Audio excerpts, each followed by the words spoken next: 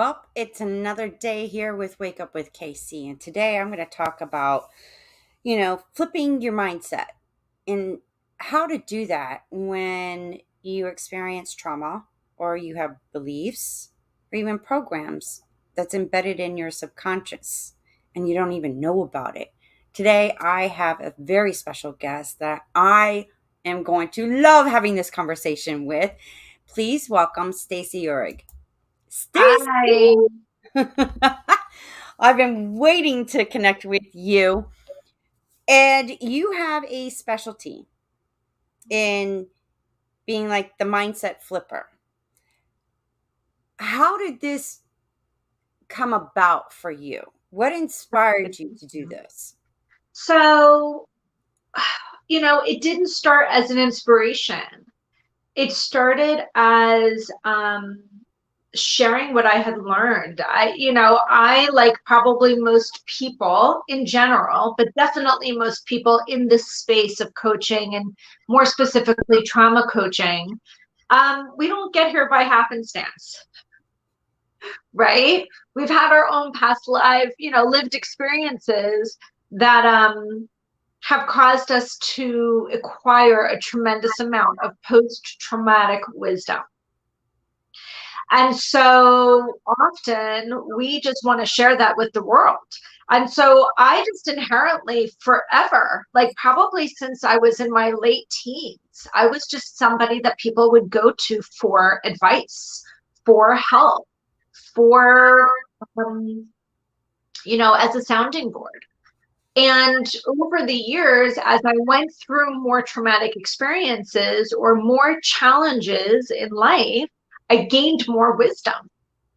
And so in every career I had, I tended to be in a role where I was giving out a lot of advice and a lot of really transformational advice. And I'd find myself, I remember one time brushing my teeth going to work and my husband saying, "What do you have to do today at work?" And I'm like, "Well, I know what's on my list of things I need to get done, but I don't even know if I'll get to them." Because so often I'm supporting a small business owner. I said, so often I'm at work giving therapy or coaching, like to this one person whose business I was helping run, because sometimes that's what needed to happen.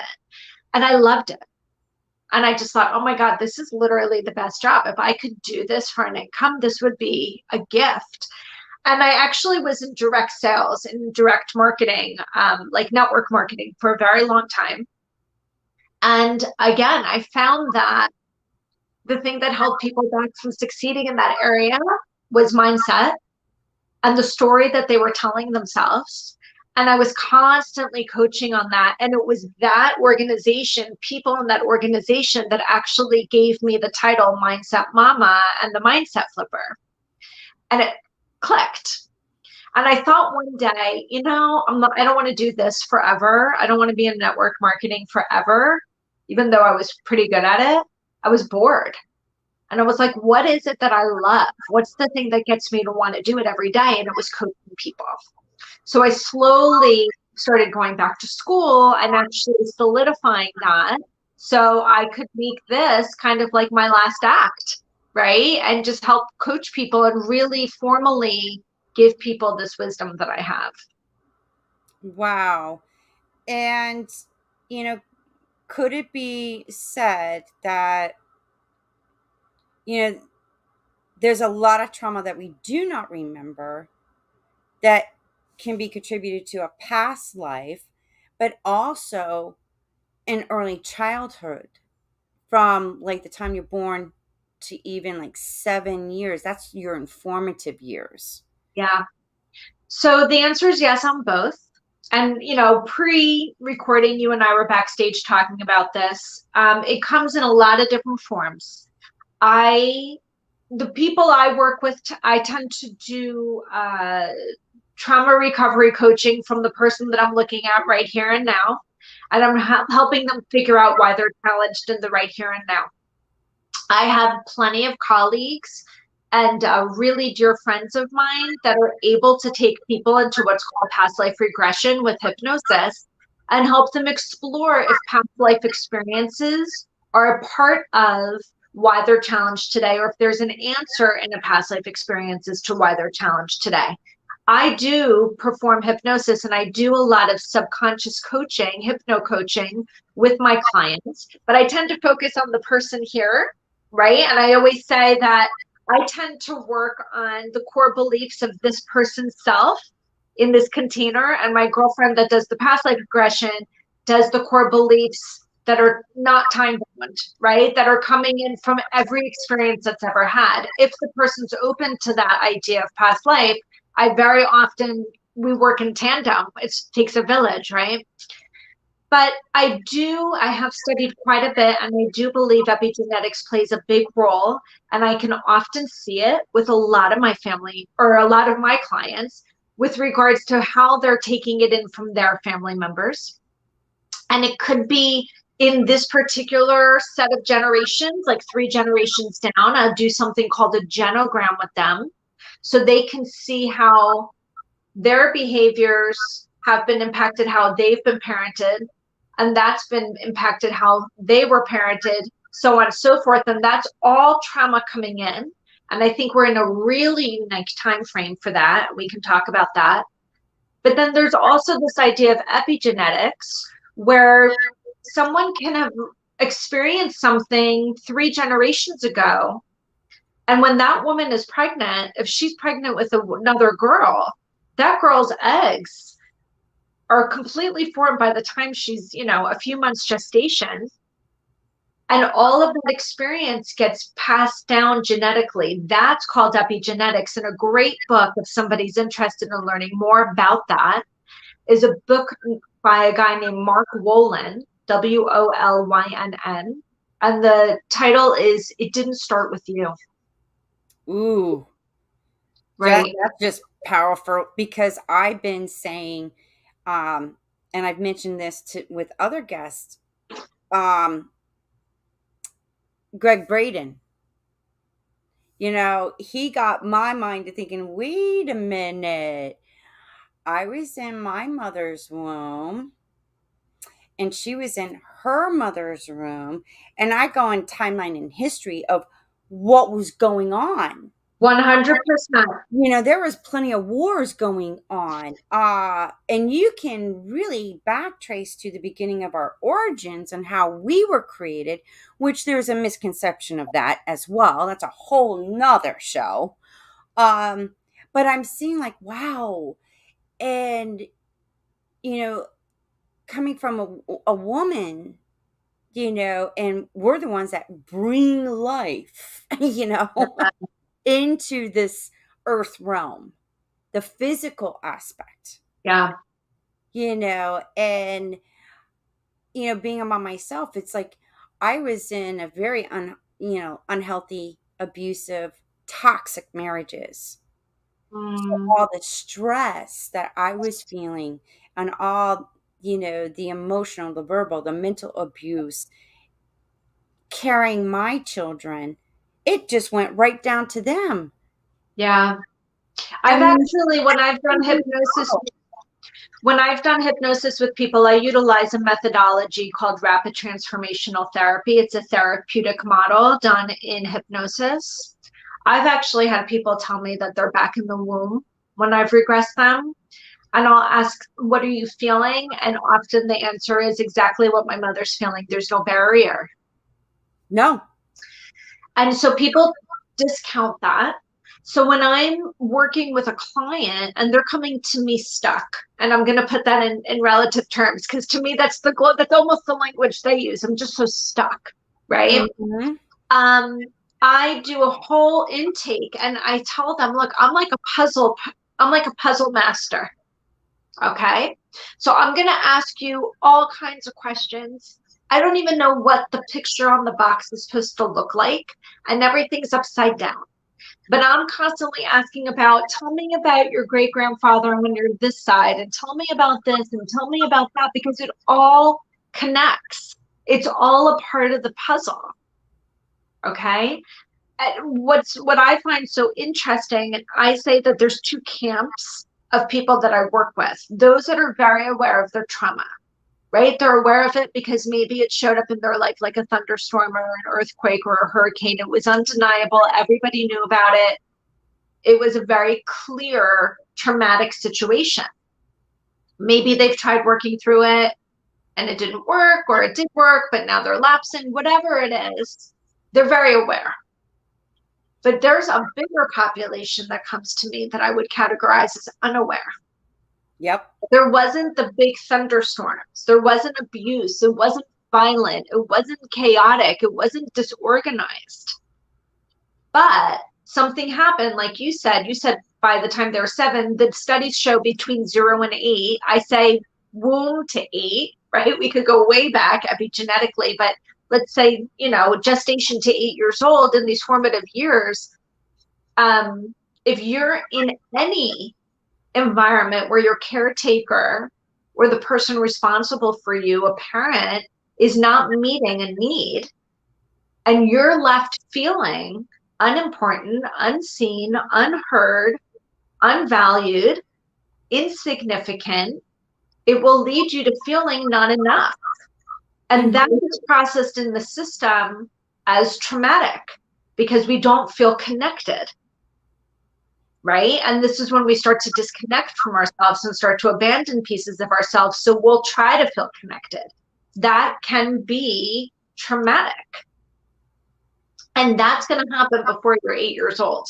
So every thought, every notion that you have is through that lens of whether you're enough or not enough. And that could last you a lifetime. And so when I'm working with people in their 30s, 40s, 50s, 60s, and we're able to go back and I'm actually able to show them, well, this actually, how did this leave you feeling? Well, not good. And how did this leave you feeling? Well, not good, because maybe this dad was really super disconnected, never showed emotion, just went to work, showed up, came home, had a cigarette, sat in front of the TV. He wasn't mean, but I wasn't seen. And then maybe mom over here is working 3 jobs because that's what it takes to get done. And she's busy and she doesn't have time for you. It's not about you, it's survival. But the young child can only make it about them. So you don't have this big thunderstorm situation. It's more like a mist and it's constant, but it leaves the person feeling not enough or different, or that something that they want is not available to them. Yeah, and a lot of times children will perceive things that really isn't true, but they're young. And if they're not informed or have an understanding why, mommy's working 3 jobs, But it wouldn't even if they were informed, it wouldn't click because that part of your brain's not fully developed. The only thing that they can infer is I must not be enough. And that's the really hard part for people to understand when we're walking around with toddlers, infants, when we're responsible for these young children. We just assume that because they're so little, that they're not getting it, especially when they're pre-verbal, right? And they can't express themselves. But the reality is even if you were able to explain it to them, they likely wouldn't really be able to intellectualize it because that part of the brain's not fully developed at that point. No. Wow. And a lot of times it's, even like when I was going through that real self-realization or that self-discovery, I started noticing patterns and cycles that are very similar to, my parents' upbringing, my grandparents' upbringing, and I started noticing beliefs and programs that were passed down. And it's like, well, now I'm like, well, that's your belief. That's not mine. Well, this is why most of my clients, they're ready to break the cycle. They're ready to stop with the myth, right? And so I always call my clients cycle breakers. And it's very hard to be a cycle breaker because they're not going to get a lot of support for it all the time, right? You think you're better than me. Who do you think you are? Mainly because it kind of exposes that the other person chose not to break the cycle. and it leaves them feeling a certain way. So people that are looking to break cycles are very courageous and they're very strong because they're really willing to go against the grain and set boundaries and do things that will best serve them, which is often taught to be selfish, but it's not. It's self-love, right? It's self-preservation sometimes. Right. And it's like I listen to like a morning meditation motivation kind of thing, and there's a gentleman that I constantly hear to remind me, you owe it to yourself. You know, if you don't focus on yourself, then how are you supposed to set the example, to live that great life that you so deserve for your children? If you don't do anything and settle for that mediocre life like your family and everybody else is done, then that's selfish. Yeah. But it's just not what we're taught. You talk about programming, what have you. We're really taught to self-sacrifice and to put yourself last very often. And Yeah. then unless we break that cycle, we're going to teach that to the next generation. And there's nothing wrong with being happy. And there's nothing wrong with living a fulfilled life. And if that means that you have to set boundaries and you get to choose who's in your life and you get to choose what you do, and you're not necessarily following everybody else's model, you're either going to be supported for it or you're not. And you're And going that, to have to be okay with the not if you right. know that this is really what's best for you. And a lot of times I do a lot of hand holding for people that are on that journey because it can be a very lonely journey for a lot of people. Yeah, and it's even with your parents, your siblings. You got to disassociate because and you just got to recognize that, hey, they're out where they're at. That's what they believe, but I choose to believe what is best for me and live And my very life on my terms. so often people do follow the path, right? Because they don't want to disappoint, they do want to please, they don't say no, but then they're unfulfilled and they're really unhappy. I'm like, why? Like, it took me to my 40s to have that moment. Because people want to be loved and people want to be accepted and people want to be liked. And if there's even an ounce of fear that if I don't do this, my family's not going to be happy with me. If I don't do this, they're not going to, unconditionally support me or love me. People want to be connected. And so if it means sacrificing yourself, they'll do it until they realize that they can't. And that's usually where the breakdown comes in, right? That's where the overwhelming amount of anxiety comes in, the deep depression, because you're disconnected from what brings you joy just because you wanted to please everybody else and you were afraid to say no or afraid to do something different. It takes a lot of courage. Well, isn't it also like a false identity? Living a false identity of who you are because you have s- been consumed and molded into what somebody else wants you to be and who Mm-hmm. you should be and how you should act. Yep. I know this is pre-recorded, but I literally just did a Facebook post this morning. And I went live on Instagram this morning to talk about this exact thing. And I call it shape shifting. Mm-hmm. And it can start really young, right? The moment it could be you're 1 day old or you're 12 years old. The moment you recognize my need is not met as is, I'm going to shed just the littlest part of myself in order to get you. I want to meet your needs so you'll meet mine. I'm going to shape shift. I'm going to shed a little bit to show up the way you need me to show up so you will meet my need. Right? And so over time, we don't even realize we're doing it. We shed a little here, we shed a little there, then a little more, then a little more. Next thing you know, you've completely shapeshifted. You've abandoned all these little pieces of yourself. Maybe you're really successful, but you feel very empty, very disconnected, very unhappy. That's not success. When I say successful, when I Right. put it in quotes, I'm insinuating financially because that's what a lot of people say, not myself. But people don't understand why they're not content when they have it all. Well, they don't have it all. There's a whole piece of themselves that's missing. So a lot of times when I'm working with clients, I help them explore what are those pieces that you shed? Why did you shed them? And how do we reconnect with them? Because you can't reconnect. As much as you let it go, you can bring it right back in. And I do a lot of that utilizing this RTT method, which is amazing.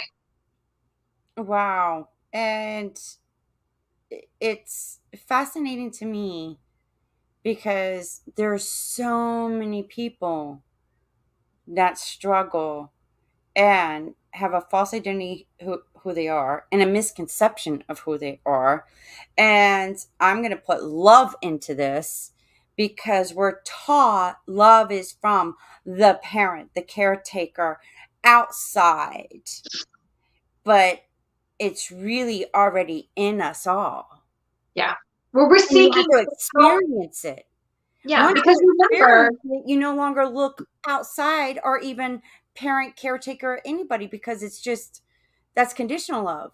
But well, love is remember when we're little, we must rely on other people to meet our needs. So we're kind of conditioned to seek approval, seek acceptance, seek A, B, C, X, Y, Z from a very, very young age because we need our needs met, whether it's love and a hug and soothing until we can learn how to self soothe, or it's I need my diaper changed, or I'm hungry, or I'm dirty, or whatever it is. We're in constant reliance of other people. It takes a really unique situation from the get for a parent to be like, I'm going to teach you how to also rely on yourself. We're not really conditioned to think that way. This is a whole revolutionary idea, concept. I certainly didn't do it with my children. If I only knew now, then what I knew now. right. Um, and so it's not anyone's fault that we don't seek it within initially, unless you're really trained from the get to do that, which would be a really unique situation in a society like we're in today. Yes. And there is, recognizing the beliefs, the programs, from our upbringing, from even religion and Yeah, society. That's a huge eye opener. That's like actually opening up a can of worms. But you yeah. got to, especially in this day and age, you got to like wake up and recognize that do you not see a similar pattern, a similar cycle? It's like history repeating itself, just a different timeline, a different form. 100%. And I have I don't know if you know like Dr. Wayne Dwyer. Of course. Oh my gosh, I listen to him sometimes, and the one thing that stuck out the most to me was, you can be a host of God or a hostage to your ego. It's your call. And I was like, wow, that hit like the core, my core. Like, well, yeah, I guess I am like God, you But we know. all have a source from within, right? Right. So that is a God. There's a God in me that I'm connected to. And he did say something else like, just think your soul's a ghost and it's inside this machine that you could touch, feel, and it operates, and does things for you. But this machine will wither away, but the core essence of who you are is still there. Yep. It's changeless, it's limitless, it's all knowing, all powerful. It's just inside this machine. And I was like, that so makes sense. Now I get it. I'm connecting the dots. Yeah. Remembering who I am. Mm. Well, we talk a lot about this because we grow up learning that we are what we do, right? So we are how we produce, whether it's as a 3 or 4 year old on the soccer field, right? Oh my God, you're such a great kid. Look at all those goals you got.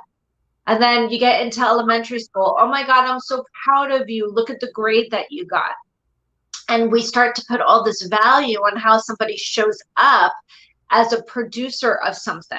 And Mm-hmm. we don't focus as much on who they are as a person. Oh my God, you're so sweet. You have such a kind soul. We're not giving as much cred to that.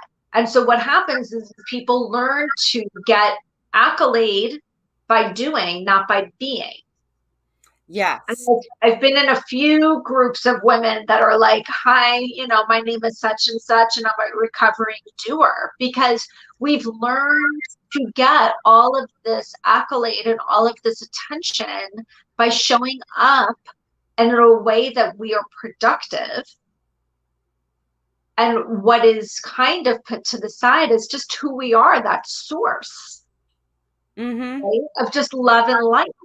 And so what I've tried to do more recently is change my language with my kids, even though they're teenagers, 13 and 17. And my son just did, he just took the SATs for the second time, and my husband and I were really happy with the result of what that was. And I said to my husband, I don't want to focus on the number from him, because I don't want him to think that his value is wrapped up on how well he did on this SAT. I just want to ask him, hey, did you get your score? Did you see it? How do you feel about it? And I'm proud of you for showing up and doing your best. And I didn't even want to focus on the score. And my other son is like a highly incentivized people pleaser and wants to get all A's all the time, to the point where it absolutely destroys him. And it's not coming from us, it's coming from within. And same thing, when he gets a report card, I'll just say, how do you feel about it? I don't want to give him a lot of attention to how well he did, because I don't want that to be his primary motivator. I want the motivation to be intrinsic. And for him, I don't want it to be pressure. I don't want him to have to live up to something. Well, I have now, she's just turned 19. I have a 22-year-old. I have a 31 going on 32. And then I also reconnected with my son that I gave up for adoption, who's turning 35 in a few weeks. So both my 30 and my 30th kids are turning 30 in October. But I've always, because they were so stressed about homework and, getting these good grades and whatnot. And I always tell them, I'm like, do your best, you know, but figure out what sparks you up, Yeah, lights you up. What would you like to do? Or what is it that you love to do that you can look at? Okay, you gotta go to school, gotta learn something. But where does certain things or certain areas of your classes sort of go with what it is that you would love to do? Because you can make that as a career and then go focus in on that and stay with it and see how what opportunities come or what other things to help you along that. Maybe that's part of your life journey, your soul purpose. It's yeah, whatever sparks you up, what lights you up. Anything else, you don't have to pay attention to. yeah. Yeah, I believe in that 100%. And I just think, ultimately our schools are very broken because they are not geared towards that. No. And when we're at home trying to send that message, we're really going against the norm, Mm-hmm. and we're seen as not helpful. So, there's a very, very fine line. But I think the more you can just instill at home, focusing on who they are versus what they do. And if the person's not showing up in a way that you know is their true authentic self, which is truly just that love and light, if you see these other behaviors coming in, instead of reprimanding the behavior, a great message for your audience is to befriend it and get curious and ask that behavior why it's showing up, because it's showing up in for a very specific reason. Mm-hmm. Instead of trying to, quiet it and shut it down so it can be heard and get its message out, you are the better thing to do is to really become friendly with it and engage it and figure out what it is that it thinks it's doing for your kiddo. Yes, instead of, a lot of it is like, oh, that's bad behavior or you're being bad. Yeah, That puts a perception in like they're a bad person. They're not good enough. 100%. It becomes shame. Yeah. Right? So instead, what somebody can do is say, oh, I noticed that you're yelling a lot. Oh, I noticed that you're angry a lot. Tell me about that. What's that anger doing? Who is that anger? What's that anger's name? Do you have a little name for that part of you? Why is it showing up? What's it doing for you? And then yes, for teenage years, but if they're acting up in elementary years, it's like, well, why did you do that? Yeah, this is Why are what's you being this way? What's wrong? so instead of questioning it as a bad thing, right? Because that's what we would say, but we're trying to shame them into changing the behavior when we say, why are you doing that? What is showing up? Just stop doing it. Get really curious and really ask it until you have the answer. Why is this Mhm. showing up? Why is this part so loud for you right now? What do you Mhm. need? What's missing? Wow. We can learn so much from our past. And there's Yeah. a great saying that um, I speak about is if you don't learn your past, you're destined to repeat it. Mm, so good. So good. And you know what? This is again why I like to educate people, because it's foreign for a lot of people to have that concept. The idea of having something different doesn't even seem within reach. But if you're not happy in your life, you've got to check yourself and say, what is it that I'm doing? How am I showing up that is not in alignment with my true authentic self? Is it just something that I learned? Is this just the way we do things? And Hmm. is this something that I want to continue? Or even with being in relationships, settling, tolerating, you know, um, and also is it reflecting what I value?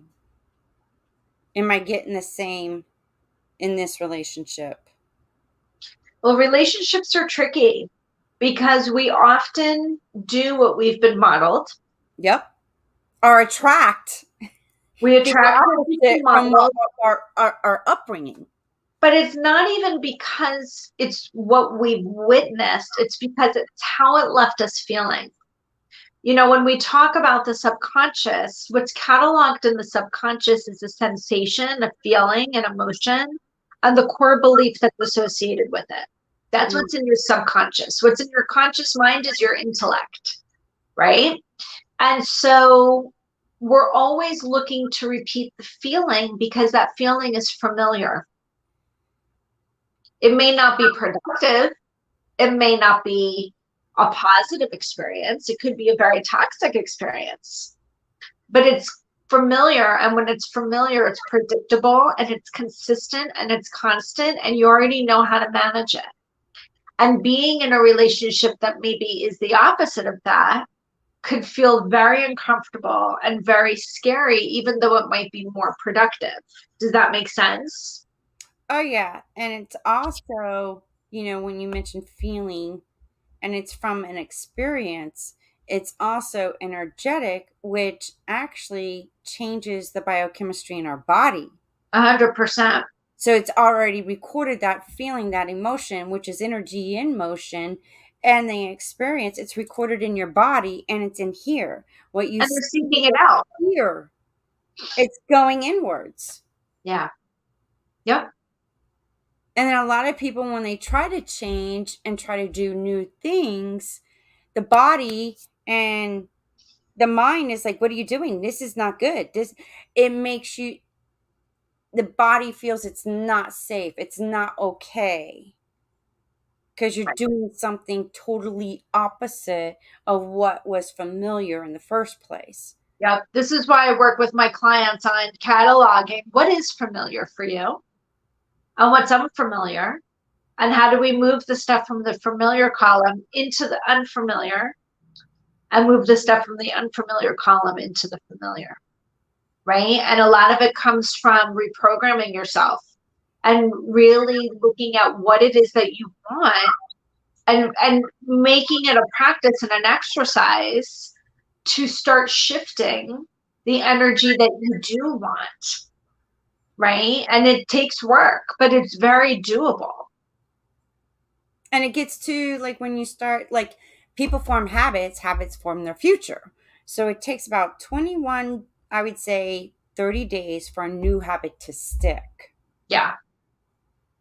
So And what I end up doing, it transmutes that old energy. yeah, so I do it in a really specific way.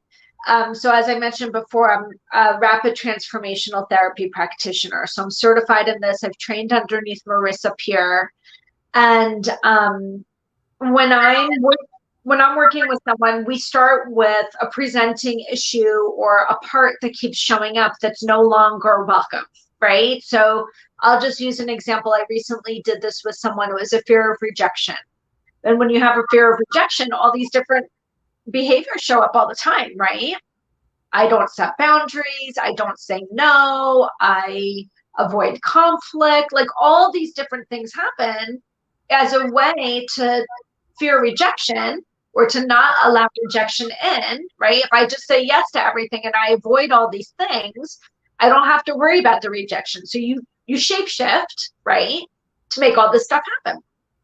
And when I'm doing this pre-RTT coaching session, I'll say, well, what would it look like for your life to not have any rejection?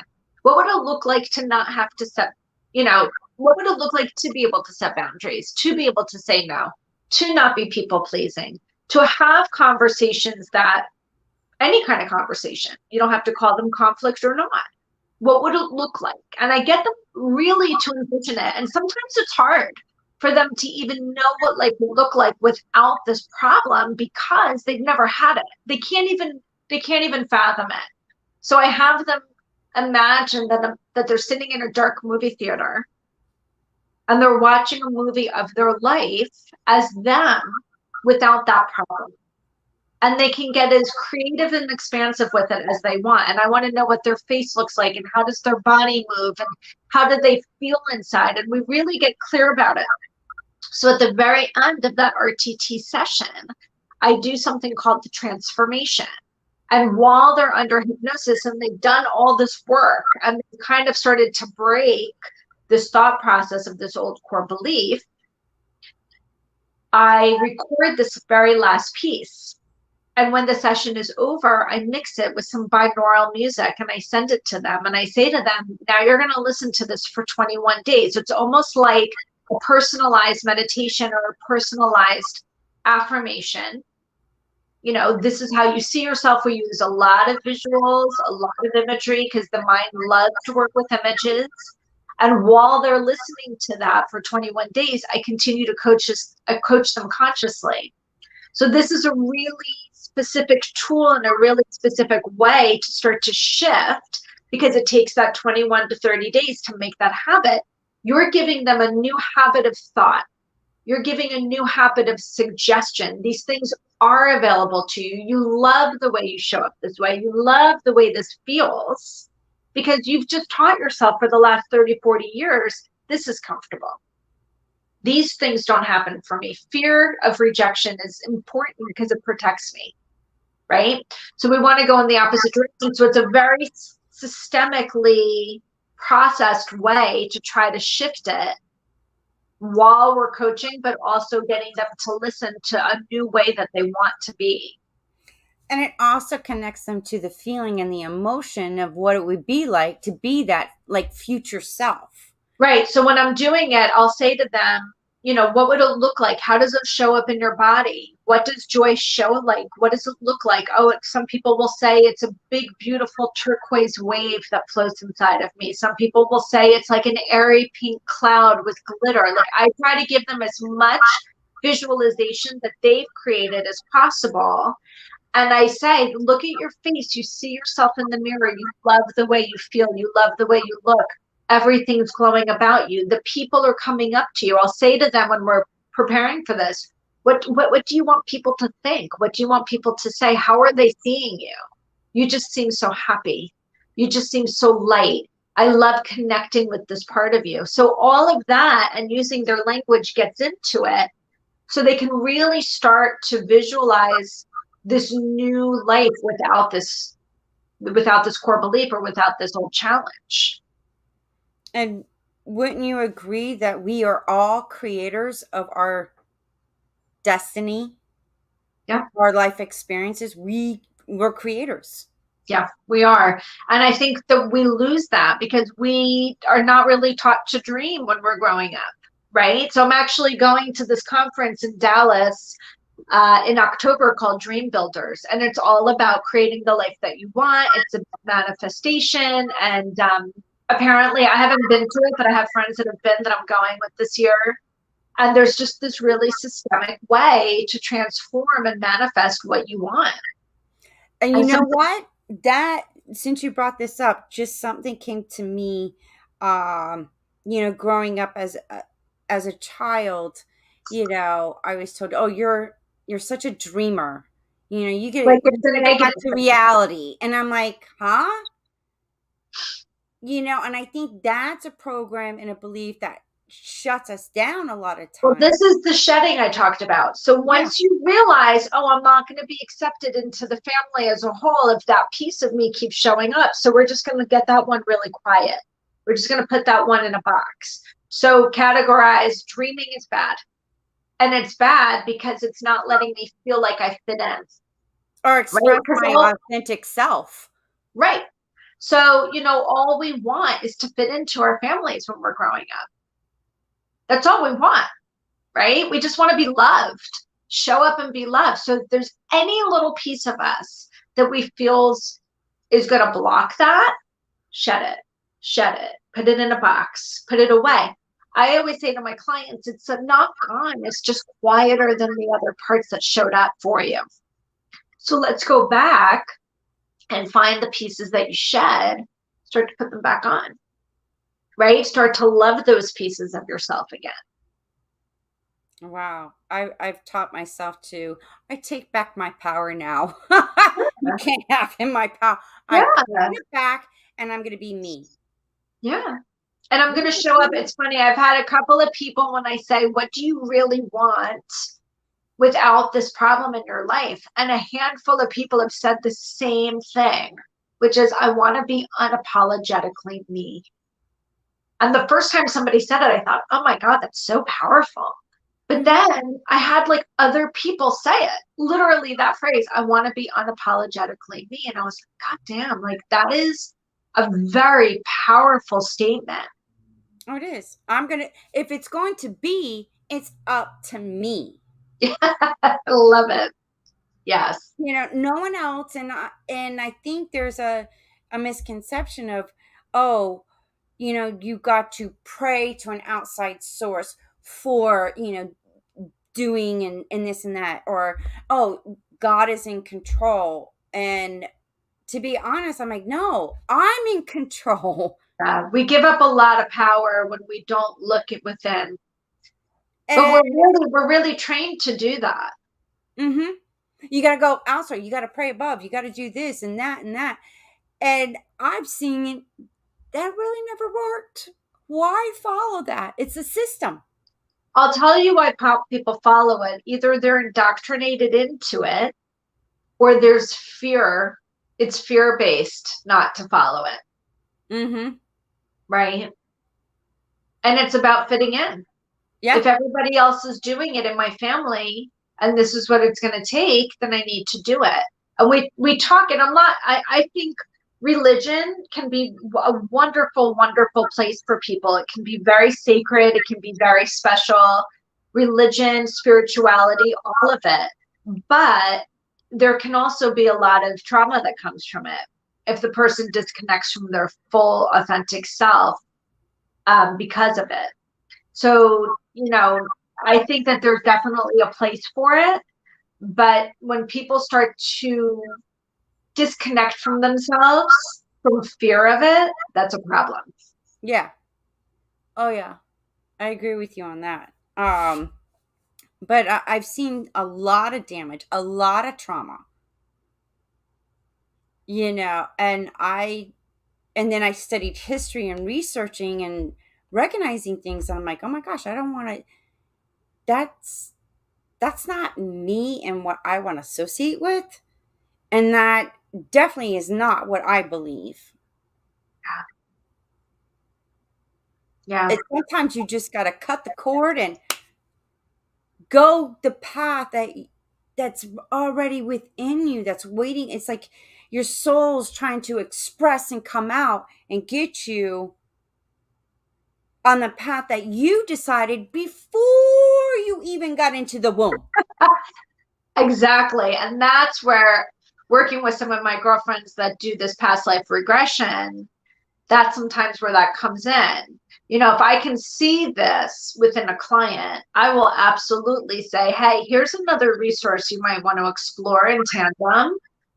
Because I think anytime somebody can gain deeper insight into themselves and why they tick is crucial to the healing process. Absolutely. Absolutely. Plus, not only that, but it's like an awakened moment, Yeah. like a self-discovery, a self-realization, like, oh my God, that makes it just resonates with, that's when you feel the truth of the essence of part of you. Yeah. Yeah. When you get that kind of insight, it's just like connecting the dots and things start making more sense. Like, oh, that's why. Yeah. Okay. Yeah. You know, Yeah. the positive aspects and the negative aspects. 100%. Look, life is a series of experiences divinely designed for you, whether in this lifetime or in another lifetime. They're all designed for you as a path to enlightenment, right? Hmm. And so, whenever people are fighting these bad experiences, I always try to say to them, there's really no such thing as bad and good. Mm-mm. Because really, it's the most challenging, the most excruciating experiences that are the ones that cause you to break wide open, pivot, change, grow, evolve. And I always see the really pleasant, good experiences as like pure respite. Like, this is where we just get to fill our tank on this road trip of life. And, the more challenge you go through, the more there's to be learned. And I feel like the people that have been allowed themselves to accept the challenges that they've been in tend to be the most evolved and the most transformed by it, and tend to be the most compassionate as well. Yes, because then you have that both understanding of going to, like, putting yourself in the other person's shoes. Yeah. That's where compassion and empathy comes in. Yep. It's like, 100%. I totally relate what you're going through. I've been through there myself. This is what I learned from it. And I'm just going to pass on the knowledge and the wisdom to you.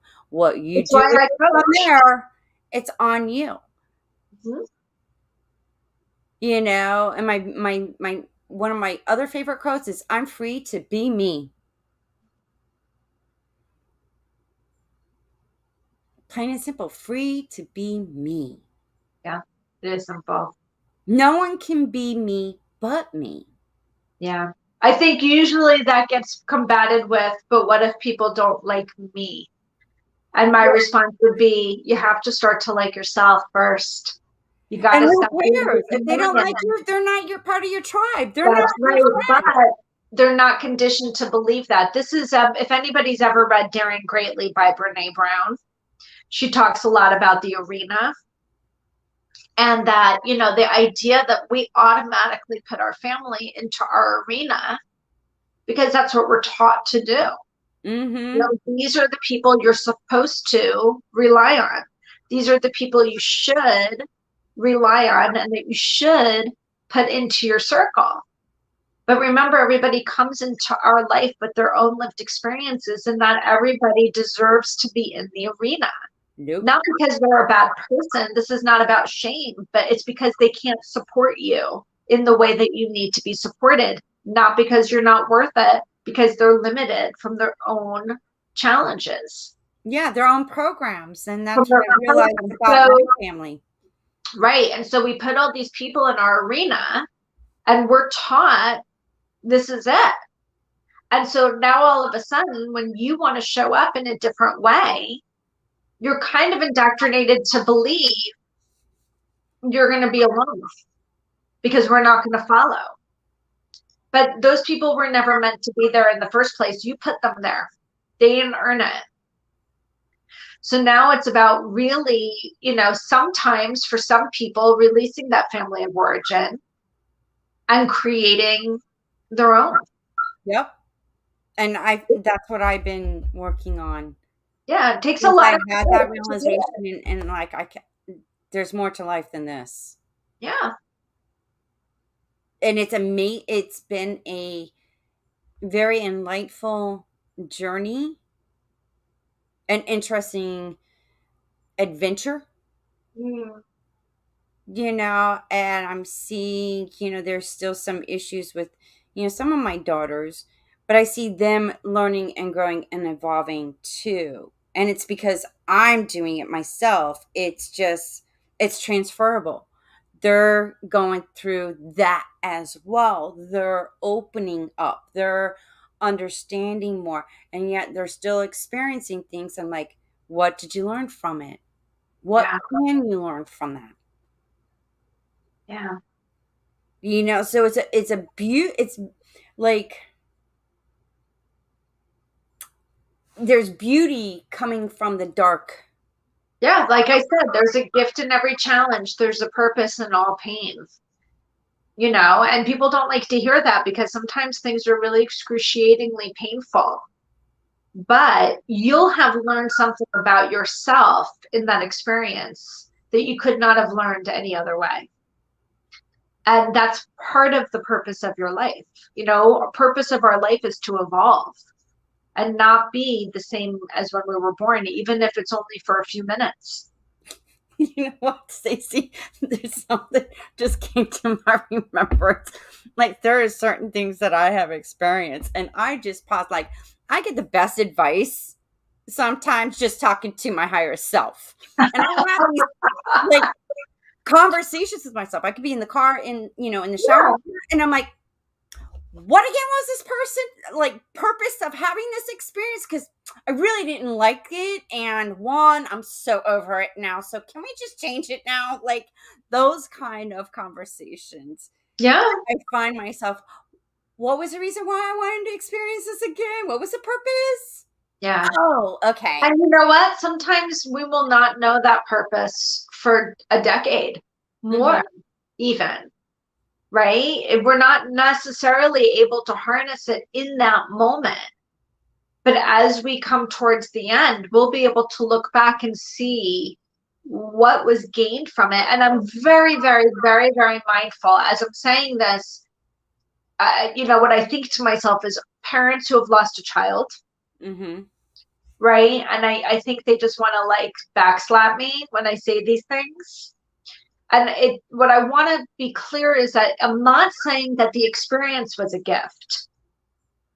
When I say there's a gift in the challenge and a purpose in the pain, what I'm saying is something comes out of this experience that couldn't come out of it otherwise unless you went through this experience. It doesn't mean that the experience felt good. It doesn't mean that you would turn around and say it was a great experience. It means that something came out of it that couldn't come out of it otherwise. And it was a very impactful thing for you. Mm-hmm. The gift is the impact. The gift is the shift. It's the evolution. It's the change. It's the pivot. It's the transformation that occurs within you or in your life that couldn't have occurred without that experience. So It's maybe it's a person you met on the same ward as your child that you couldn't have met otherwise. Would you have rather had your child? No doubt. No question about it. I'm not saying that one is in replacement of the other. What I'm saying is that person is now a gift in your life. well, not only that, but sometimes it becomes the catalyst. Yeah, sure. Of course. Of course. Advocacy very often for people, being the mouthpiece for something. Again, wouldn't want it that way, but we can't control the things that happen in our life. So how can we find some meaning and purpose behind it?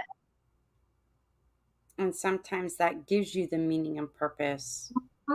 As hard as Mhm. that, I know that Mhm. sometimes you know, I'm a Virgo, and I've always been about, I'd rather have the truth than the lie, the deceit, and the bullshit.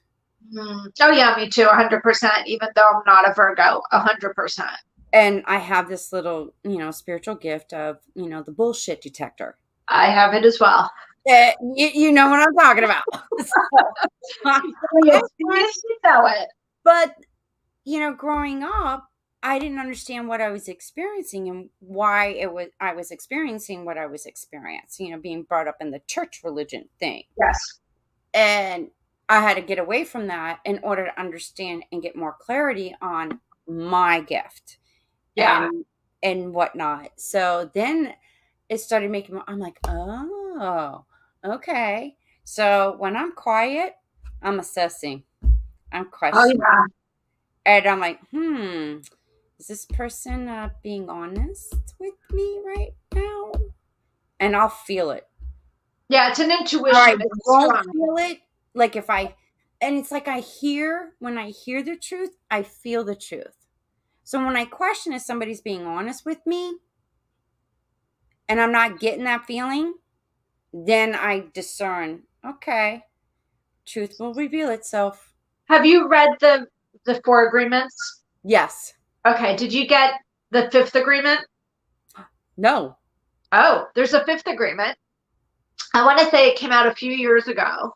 Okay. And what's interesting about the book is he kind of brushes over the first four, but this fifth agreement is listen but be skeptical, Mm-hmm.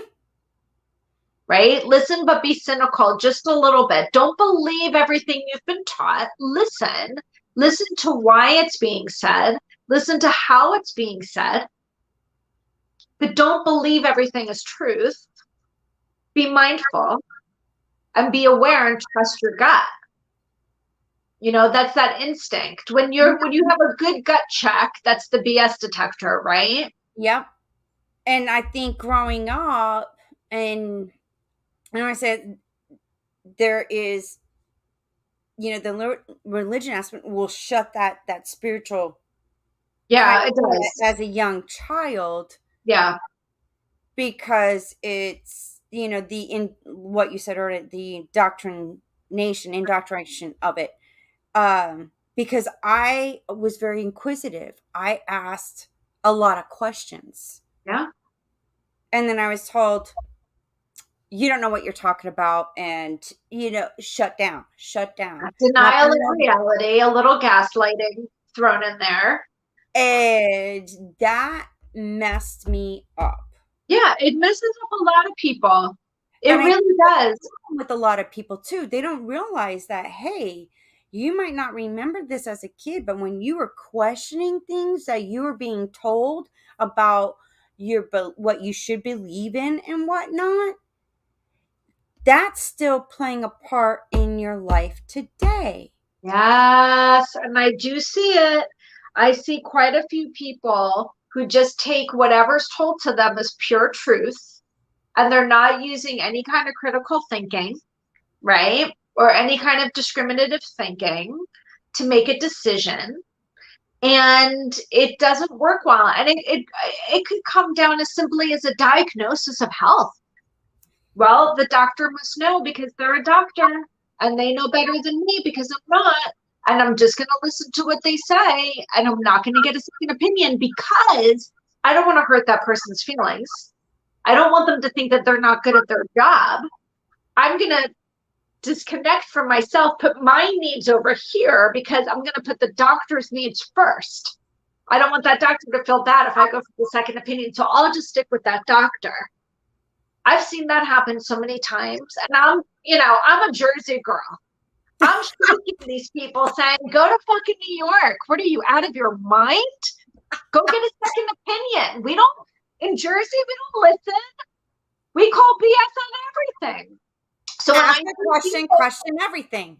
So when I see people not even questioning a doctor or asking for a second opinion because they're afraid they're going to hurt somebody else's feelings, I'm like, okay, sister, mister, we need to have a little come to Jesus because this I cannot allow this to happen. We're going to have a come to Jesus meeting.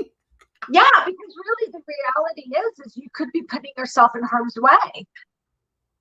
Doctors don't know everything. They don't know everything. I have had so many doctors tell me when it came to my kids' health that I was wrong. Mm-hmm. Oh, no. We're not going there. That's inaccurate.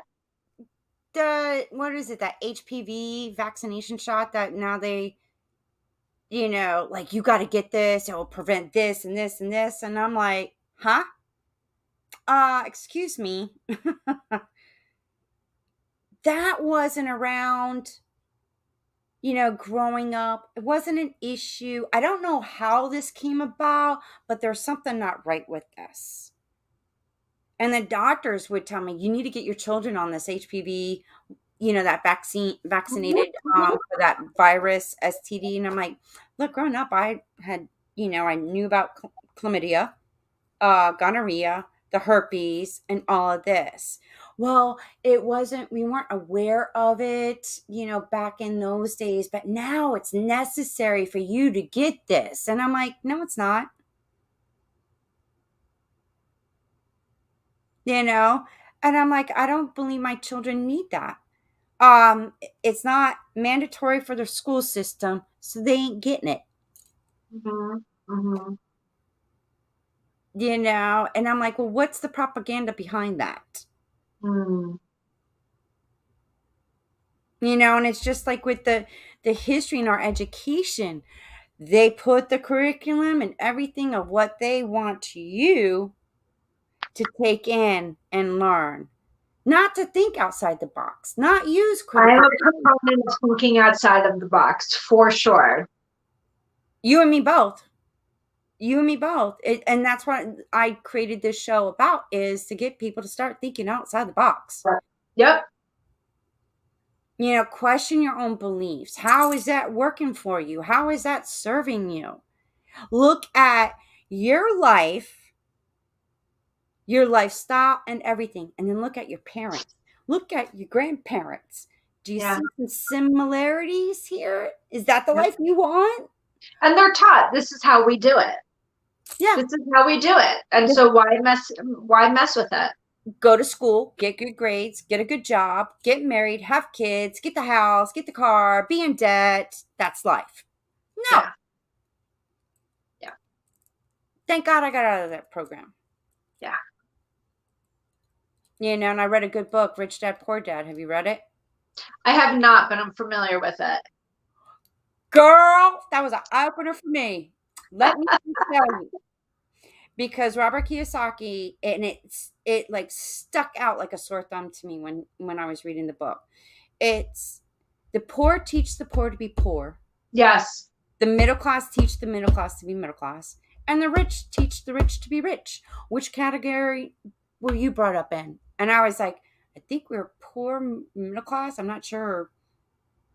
He goes, well, if you don't want to follow in your what you were brought up in, you got to change it. Yes. You got to learn from the rich. This is when you were saying you can create your own life. Mm-hmm. And that's what I've been working on. Have I had ups and downs? Have I been through horrific experiences? Absolutely.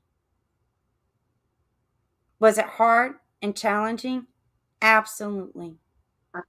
But I'm not giving up, Yeah. you know, because I thrive on I'm not going to be here doing the same thing this time next year. I'm going to be doing something better. Yep. Yep. And And I think those people who want to do that either have found their path and or they're afraid of rocking the boat. oh, I like rocking the boat now, baby. Let's go. Let's rock that boat. You've evolved. Yes. And I loved having you on the show, Thank Stacey. you. It was awesome. And I put your links for people that want to have a session with you. All the contact information, Facebook, all of that is in the description notes. So I encourage you guys, to have a session with Stacey if you feel stuck, you're not sure. Um, if you're not even aware that some of your traumas are still Yeah. affecting you to this day of keeping you, from what you truly desire to be. Look up Stacey and have a session with her. Thank I you. am I am so it's been an honor and a pleasure having you on this show, Stacey. Thank Thanks you. so much. Well, there you go. You never know who I'm going to have on the show. So I hope this was enlightful and educational and informative. And if you truly desire to make the change and you're struggling in what area, maybe it is trauma, maybe it is beliefs, maybe it is programs, or even a past life, Stacey's here to help you. So stay tuned for another episode with Wake Up with Casey. You never know who I'm going to get on this show.